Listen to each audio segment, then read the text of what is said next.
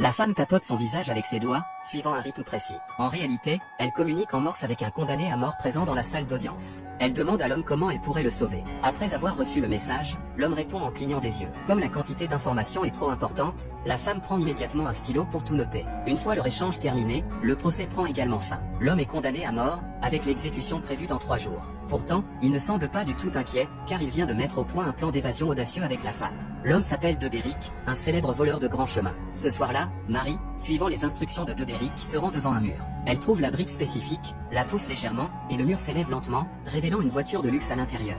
Marie monte dans la voiture et se dirige immédiatement vers le prochain point de rendez-vous. Après avoir repéré un panneau indiquant 37 km, elle gare la voiture sur le côté. Soudain, la paroi de la montagne se transforme en une porte qui s'ouvre lentement. La voiture entre dans la grotte, où se cache un véritable trésor. Marie saisit le code du coffre-fort, qui s'ouvre instantanément, révélant des liasses de billets et des flacons de médicaments colorés. Elle prend les flacons jaunes et verts indiqués par De Béric.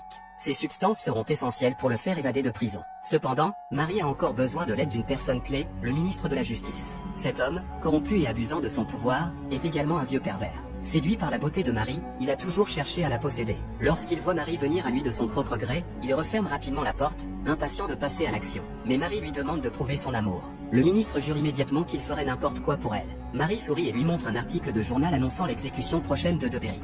Elle exprime sa curiosité pour ce personnage légendaire et demande à le rencontrer avant sa mort.